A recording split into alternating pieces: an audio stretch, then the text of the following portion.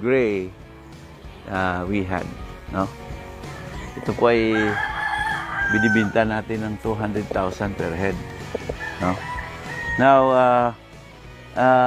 itong bloodline na ito ay galing kay Mayor Halandone, which he explained to me, no, the composition of the blood.